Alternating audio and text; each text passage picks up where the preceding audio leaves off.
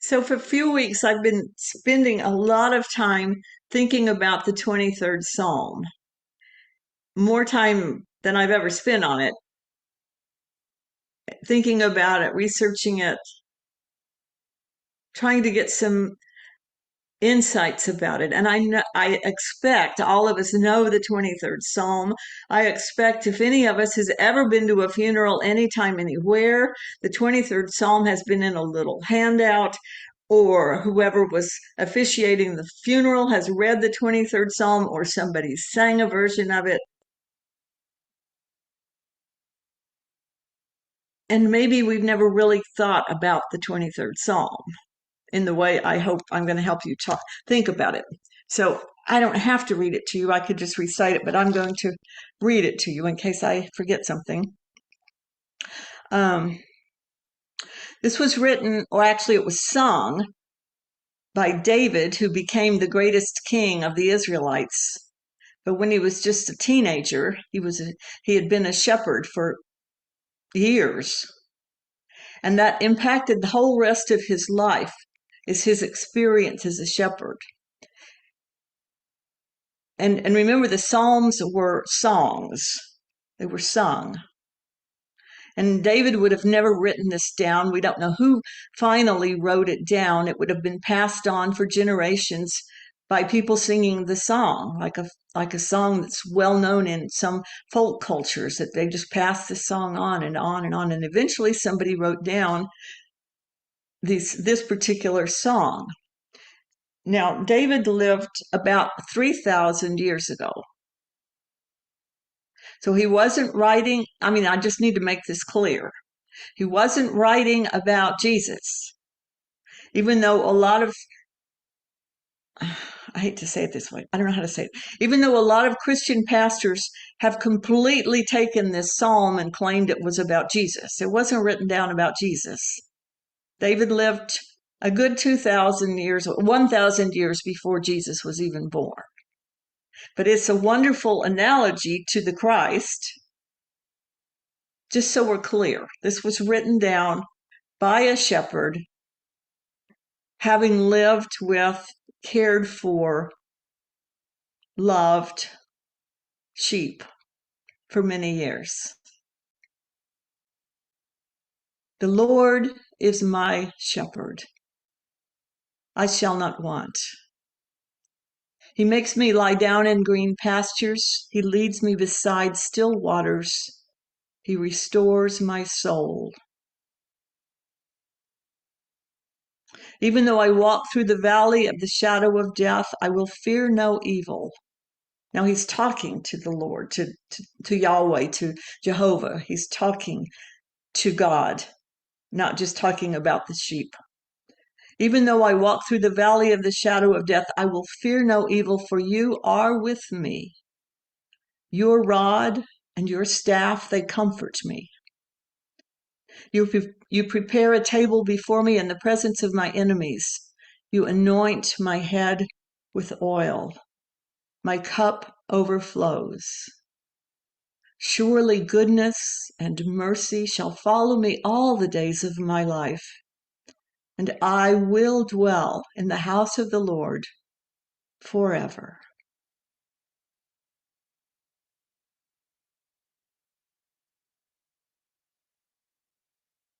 So the first section of this beautiful work, the Lord is my shepherd, I shall not want. There's a sense of pride. There's a sense of sheer joy and love that this sheep that's supposedly speaking says about God. God is my shepherd. Some of you that have animals that you love, you are their human, and that's really special. And if they could tell you that in English, they would tell you how special you are, with pride and joy and gratitude and everything. That's how much this first line means. God is my shepherd. God takes care of me no matter what. God loves me no matter what. God forgives me when I screw up, no matter what. The Lord is my shepherd. I shall not want. He makes me lie down in green pastures. Now, I didn't know anything about sheep before. I don't know if any of you do. If you do, feel free to join in. It says, he makes me, listen to this, he makes me lie down in green pastures. It doesn't say he lets me lie down in green pastures. It doesn't say he leads me to green pastures, although that's implied. And that's a really big thing. It's very important, because if the sheep don't have healthy green pastures to eat, they will die. And if they're not in healthy green pastures, they will eat poisonous weeds. They will eat anything, and it will make them sick. But the good shepherd finds green pastures for the sheep and watches out for any kind of danger that might be there, any kind of peril, wild animals, robbers. Sheep were and are a valuable commodity for most of the world, both for their meat and for their fur, their wool. But the shepherd has got to find safe, healthy green pastures for the sheep to lie down in. Now, how does the shepherd make the sheep lie down? Now, obviously they're going to eat, but sheep are I haven't been around sheep, so I just did a lot of research. Sheep are exceedingly timid, and the least little thing will frighten them, and they're liable to bolt. They're liable to run into a patch of briars and get themselves hurt or entangled, or there might be a cougar or a snake that the sheep get frightened and they run away from the shepherd and they get injured or killed. So how does the shepherd make the sheep calm down enough to lie down? The shepherd stays with the sheep. The shepherd never, ever leaves the sheep. They know that they can trust their shepherd. And so they lie down and they're calm and they can relax. Now that sounds like a simple thing, but think about it. If you had 30 or 50 sheep that you were solely responsible for, I have 3 cats and a dog that I'm solely responsible for. And it's a lot. It's a lot. But even if I forget to put out food one time, I feed them 3 or 4 times a day, they're not going to starve. But even if I forget, my neighbors put out food too. And even if I forget to check their water bowl, my neighbors put out water for their cats and animals. So they're not going to die. But these sheep are solely dependent on the shepherd.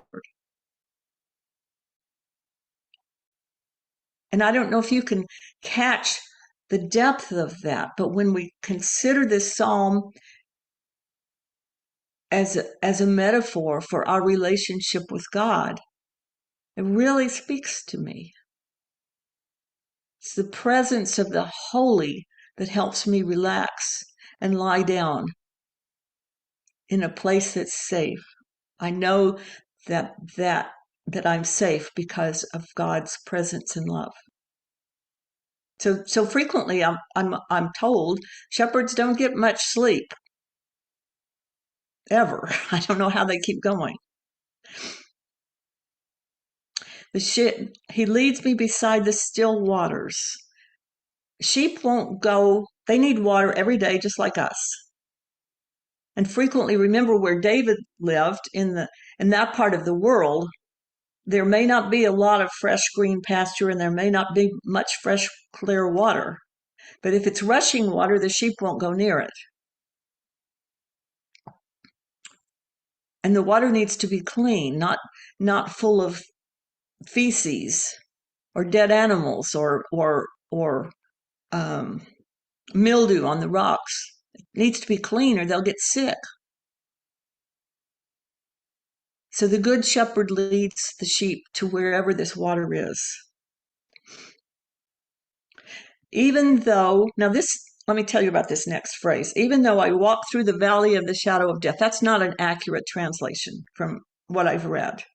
It really should have said, even though I walk through the darkness, the deep darkness. And Bob was talking a little bit earlier about a valley that you used to use to go down. Tell us again, why did you go down into the valley out beside in the depths of these cliffs? It was absolutely pristine, and all of the needles fell to the ground and turned golden brown after each summer season. And the shade was so complete that there wasn't really any snow down there.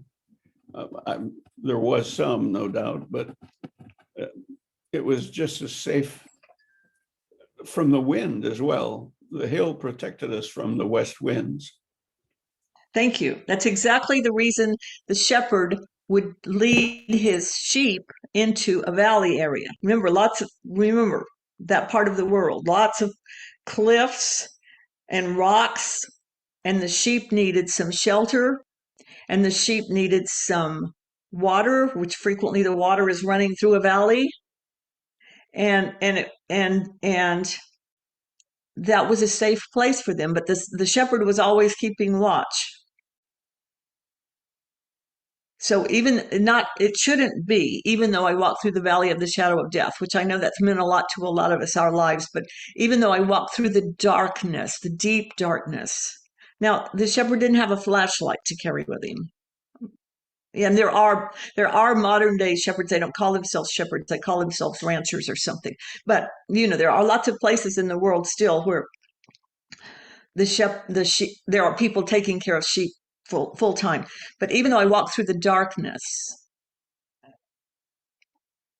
a lot of things, people, animals, could be lurking in the darkness that could hurt those sheep.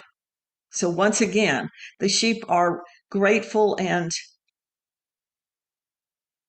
relieved because the shepherd is nearby and has taken them someplace cool with fresh water.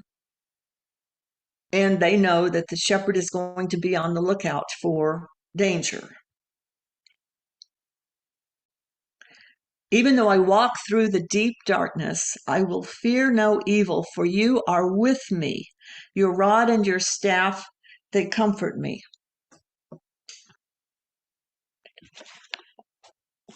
Got to keep an eye on the time. I didn't know anything I knew what a staff was. And any of us who's ever attended a Christmas pageant at a church, and all the children were dressed in bathrobes and turbans, and some child, always a guy, not a girl, but always one of the boys comes in with a staff that's about 3 times as tall as he is. And, the staff has this hook on the end. Now, it's not decorative. It's a useful tool that the shepherd needs. Sometimes the shepherd just needs it just to lean against because he's so tired. But mostly, the shepherd's staff is to protect the animals. Your rod and your staff, they comfort me. The hook on the staff, can be used for a multitude of purposes. If one of the ewes has recently given birth and there's a lamb nearby, and they're so fragile, and they're so like a human baby. They're helpless and completely fragile and completely needing of protection and care and constant guarding. Sometimes, for many reasons, the baby gets away from the mother and may be in danger of who knows what. And if the shepherd goes over, I didn't know this, if the shepherd goes over and tries to pick up the baby lamb and carry it to the mother, you know what will happen? Most likely the mother will not have anything to do with that baby because of the human smell on that lamb. Even though the mother sheep knows the shepherd and trusts the shepherd, it's like if you pick up a baby bird that fell out of the nest, most likely the mother bird is not going to take care of that baby. And the shepherd uses the, the hook of the staff in a very careful, very gentle way and inserts it underneath the body of this baby and picks it up very carefully and takes it over to the mother. Isn't that wonderful? And if the any of the sheep, adult or babies, get entangled in the briars or have fallen into a hole in the ground, the shepherd can use that curved part of the staff the same way, reaches down and helps get the animal out of wherever they're trapped and pulls them back to safety. Well, that's the staff. Any of you know what the rod is that the shepherd uses? Thy rod and your rod and your staff, they comfort me. I had no idea what the rod was. Anybody? No. It's like a little club. Now, once again, the shepherds, at least original shepherds, they didn't go out and buy these things. They had to make them. Find a sapling or a nice piece of wood that they carved. So they carved their staff and they carved the rod, which is like a club. I don't know how long it is. It's not real short, but it's not very long. It's not anywhere near the length of like the staff. And the staff has like a ball on one end of it. So there's a ball that the shepherd has carved that's firm and smooth. And then there's like just a long part that narrows down. And the shepherd has that with him or her at all times. There were women shepherds in the Bible, remember? Anyway, the shepherd has that rod with him at all times. That's his primary tool.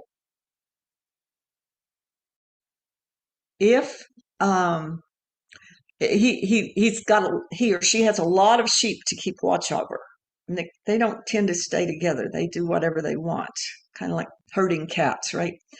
So if the shepherd notices that one of the sheep is in an area that might be dangerous for that sheep, either because the sheep might fall, or the sheep might be running and not paying attention and might be coming head to head with a lion or something, the shepherd, who has spent hours and hours and hours practicing with this rod, I'm told, the shepherd can throw that rod with absolute accuracy and hit the side of that wall so it'll frighten the sheep so it'll back away. Or it'll hit the side of that wall, and if there was an animal waiting to attack that sheep, that will frighten that animal, and that animal will leave and the sheep will be safe. Isn't that amazing? Thy rod and thy staff, they comfort me. Now the next part of the psalm, this is only, this little psalm is only 6 verses long, but boy, there's a lot in it. The next part of the psalm, and I've never read this exactly the way I'm getting ready to tell you. This is just something that's been muddling around in my brain for a while. Is a major transition. And suddenly, we're not just talking about a sheep. We're talking about human beings and their relationship with God or the Holy Spirit. You prepare a table before me in the presence of my enemies. Now, if you're only thinking of sheep and shepherds, that kind of works. And here's how that kind of works. They would find the shepherd would spend a long time. Remember, the shepherd would spend most of the year with the sheep. I mean, this is literally a year-round job. And the shepherds were moving the sheep from place to place, depending on the season of the year and what kind of options there were for the sheep for food and for water and shelter. Now you prepare a table before me in the presence of my enemies. Well, I mean, let's face it, sheep don't sit down at a table and eat. So what it's referring to is a flat mesa, a flat area of land that's got grass that may be a bit elevated. So the shepherd has a good view of what's going on around. And I understand the shepherds have to do some serious reconnoitering before they bring their sheep to this valley, this mesa, this what the psalmist is calling a table, because there could be poisonous weeds there, and there are some weeds that are so poisonous, and apparently they're prevalent. If the sheep eat any of them, they will become paralyzed and die. And I don't know about you, but I'm really glad I don't have to go through inch by inch my backyard to look for weeds, so it won't hurt my dog. But that's one of the shepherd's duties. You prepare a table before me in the presence of my enemies. Remember, there's always natural enemies for sheep, and then there's human enemies sometimes. And then there's weeds, poisonous weeds.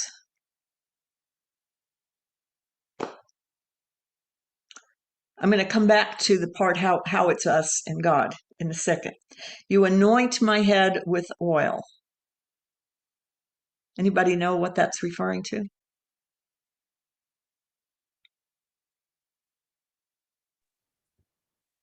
I read the 23rd Psalm explanation by Charles Allen, and I read that at the end of the day, the shepherd cleanses the sheep's feet or their body if they've been scraped with oil. Yes. And their head. And their head, absolutely. Especially their head, because that was comforting. Well, it's not just comforting, it's going to save their lives. Because here's what happens. Apparently, there are things called, this is gross, but there are insects that the shepherds call nasal flies, and it's just what it sounds like. And these nasal flies love to get into the sheep's nose and work their way up into the sheep's head, and it absolutely drives the sheep crazy. And it's very painful. And the sheep will literally start beating their heads against a hard surface to try to get the flies to come out. I mean, this is sickening stuff, but it's the oil, which is a combination of different kinds of things that the shepherd would have access to. The shepherd has to, not just for comfort, but to save them on a very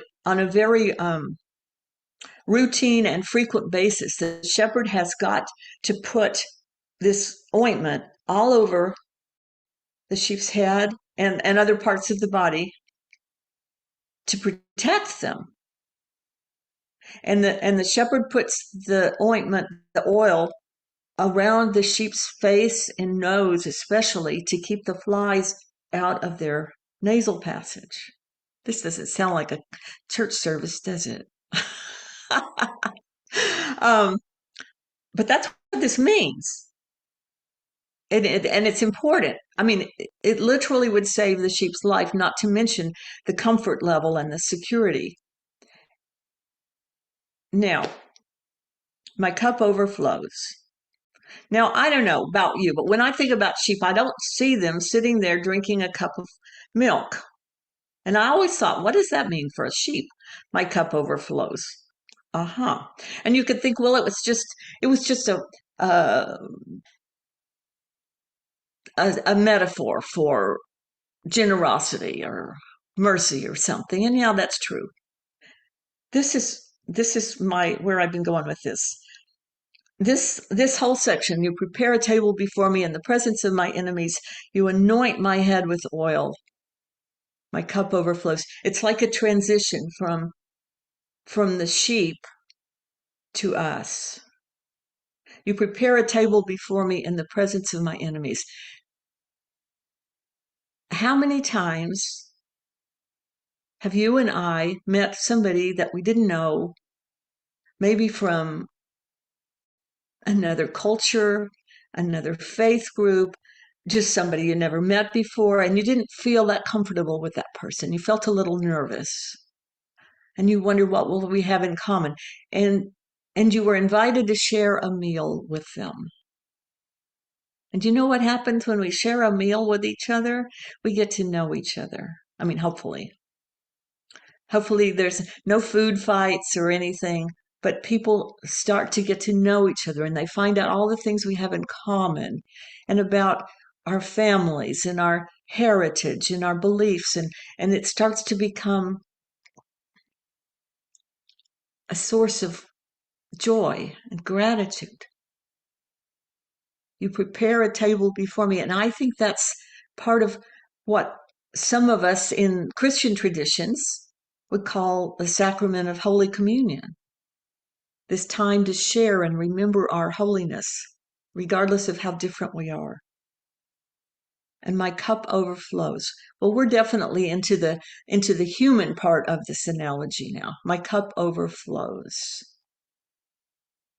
How many millions of people in our world today do not have access to clean drinking water?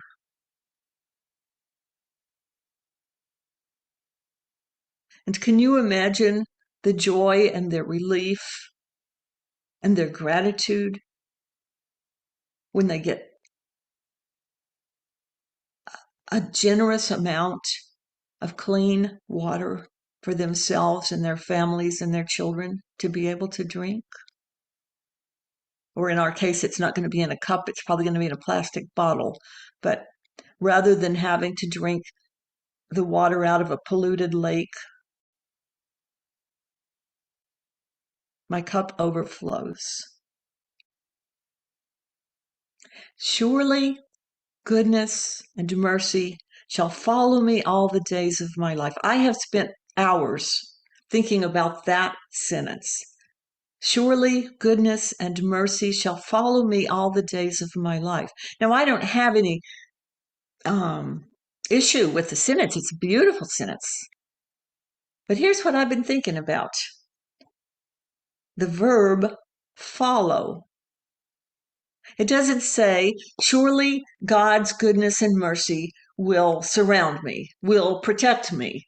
Surely God's goodness and mercy will infuse me, will anoint me. It doesn't say that. It says it will follow me. And I've looked at lots and lots of translations from lots and lots of times when things have been translated from more ancient languages and more ancient evidence of this song. They all say, follow. Surely goodness and mercy shall follow me. Here's what I thought. This is just Linda. I haven't seen this anywhere, but here's what I think.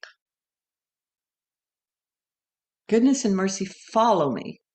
It becomes an intention on my part that I'm going to be allowing and encouraging goodness and mercy. Do you remember? Well, you do, I know.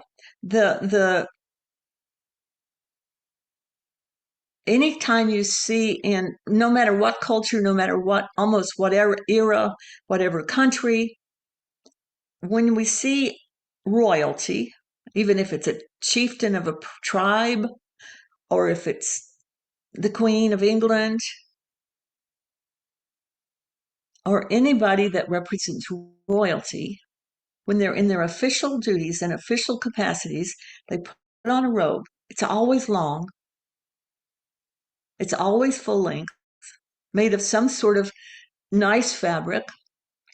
And generally, at the end of the robe, there's a little bit of a, what's the word I want?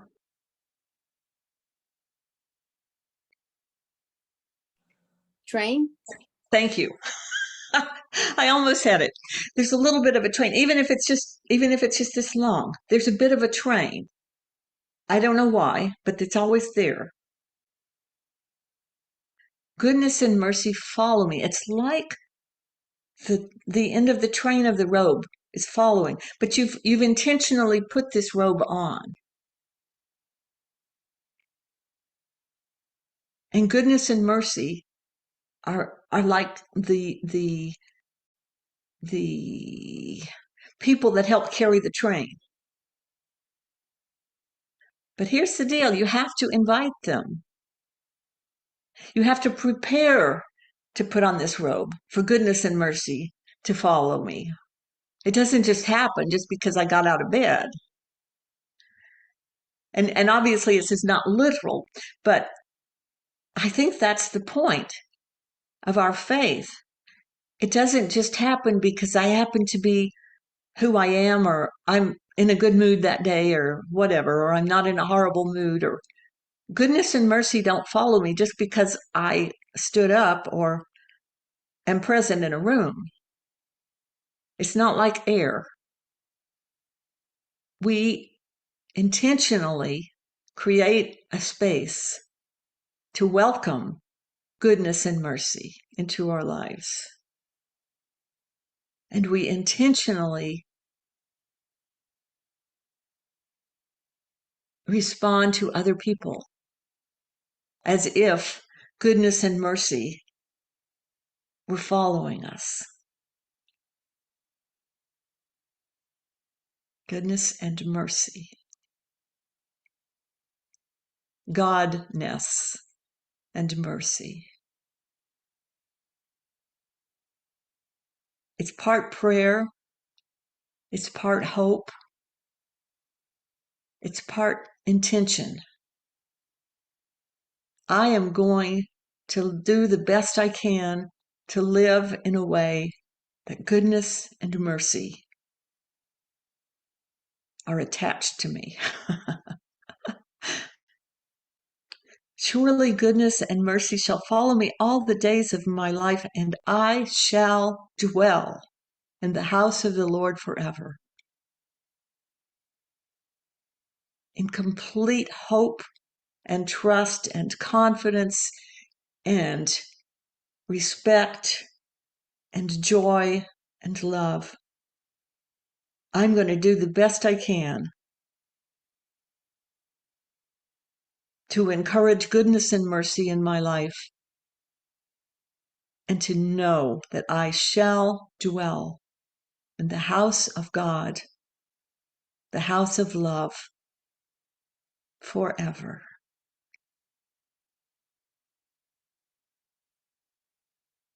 Amen.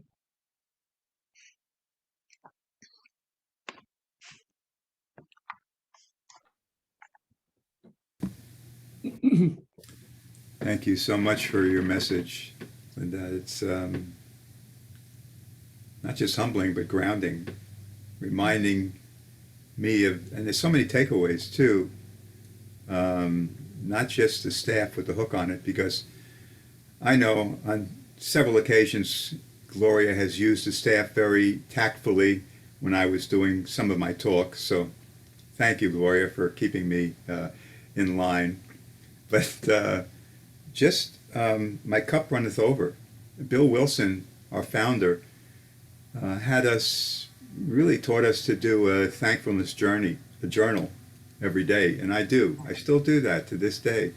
TYG, thank you God for, the walk that Jesse and I had the other morning and observing the trees, and thank you for this and thank you for that. So there have been so much that we're thankful for. And I just was looking up Micah 6:8, walk justly, love mercy, walk humbly with God. I keep that in the car and also in a couple of my rooms. So I thank you for your message. And if people would like to just unmute now and share, and then after the sharing, I'll stop the recording. So go ahead. Unless you don't want to be recorded, as some of you don't, and that's fine. Then I'll stop the recording, and then you can share. So you make up your own mind. Go ahead. Anybody or somebody. Yes, Penny. I'll start because I've studied the 23rd Psalm, and I gave us talk about it at one point. But one of the things that struck me, Linda, was that the law of attraction, that If you begin each morning with hope and plant firmly in your mind that surely goodness and mercy will follow you all day. You're bringing hope and goodness and mercy to yourself and to others. I always say life is a perfect boomerang. Whatever we, and I would love to know more about that, but I feel very strongly through most of my life that if I give out love and mercy and kindness and joy, I get that back. And people used to say to me when I was little, you must have those rose-colored glasses on and you're going to get hurt. And I've had disappointments and I've had people who have done things to me, but I've never felt that there has been a way for people to take away my joy or my love or my compassion for myself and others. So it's been a really big thing. So when I did the talk about the 23rd Psalm, you added so much, and I'm just so grateful. What Dr. Allen said, he was a minister in the 70s, 80s, and 90s who had the biggest Methodist church that ever was in Texas and in Georgia, and he made a statement that if you want to heal yourself, this is the prescription. Read, don't memorize.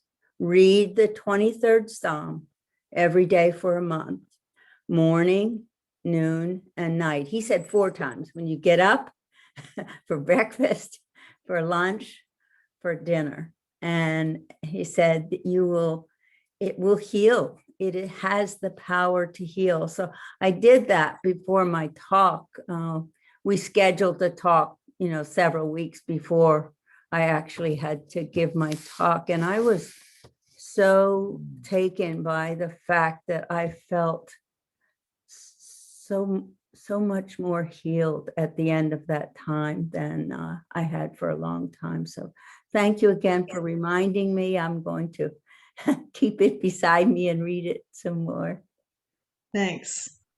You're welcome. Thank you. Leave it. Okay. Oh God, yes. Yeah, so Patty, we both shared wearing rose-colored glasses too, and being criticized for it. Even though it's, I don't know, I thought it was a good thing. And actually at one point when we wore tinted glasses, I did have rose-colored on the bottom of my glasses.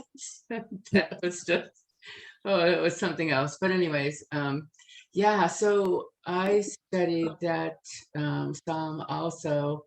And for me, prepare a table before my enemies. For me, it's an altar.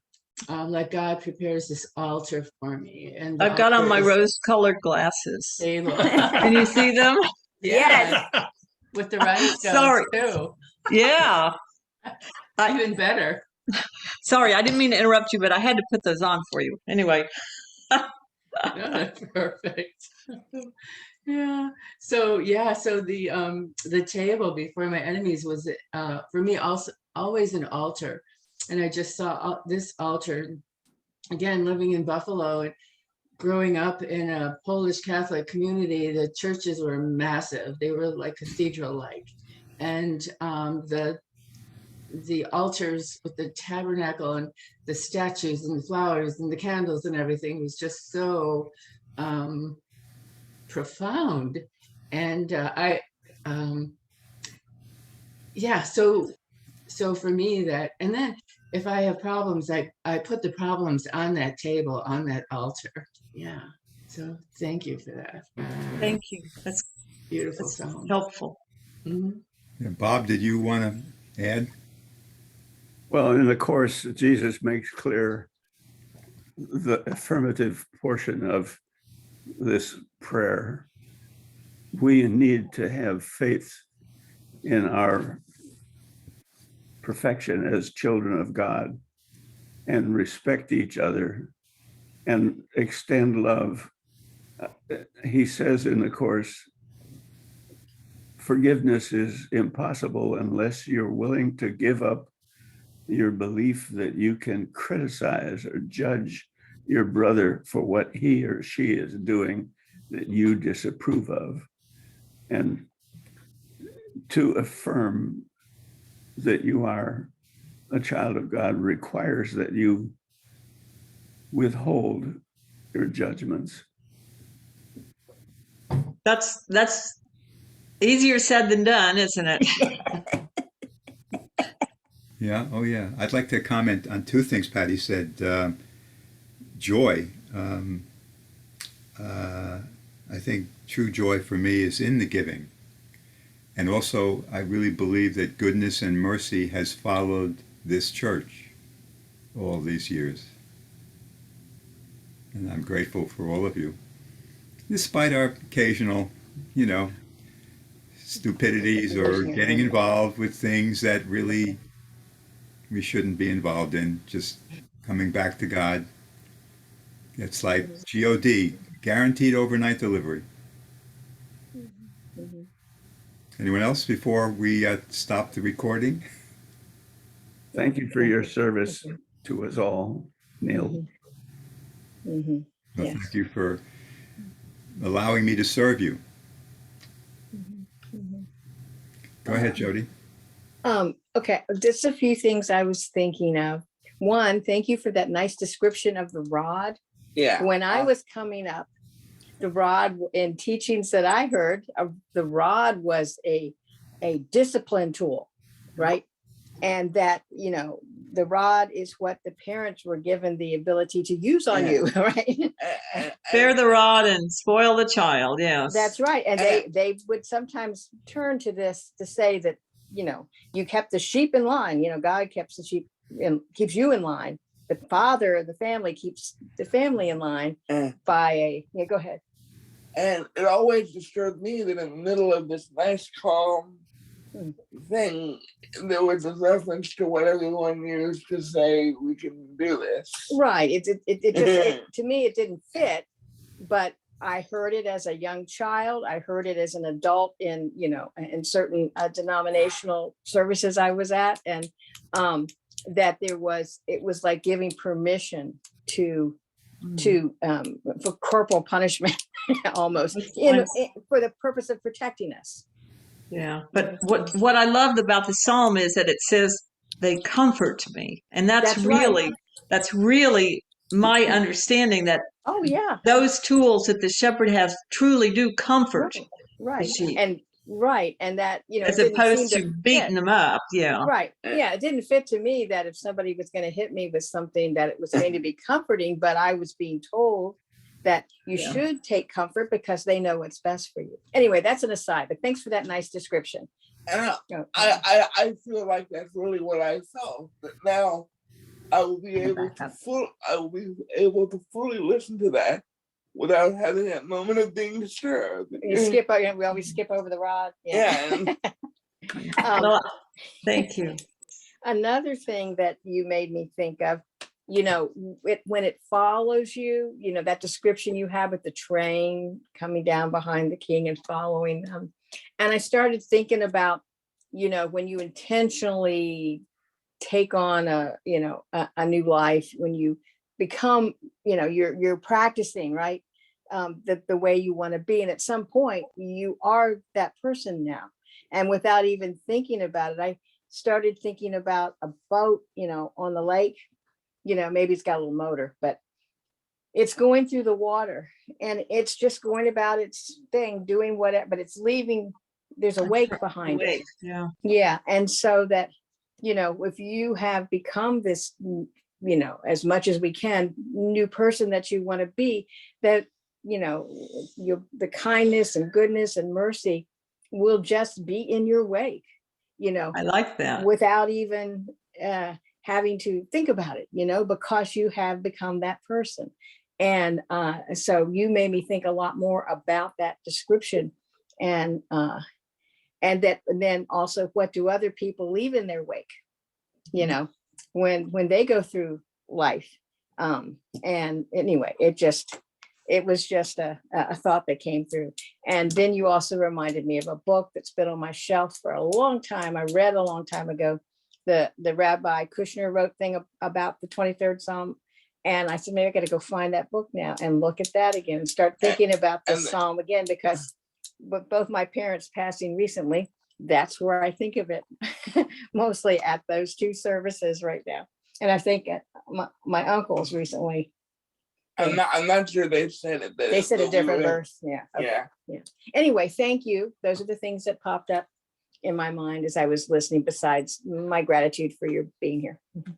Jody, I remember the rod, and also Linda, in your description of the 23rd Psalm, the first thing that popped up to me was beginning with an R word, but it was ruler.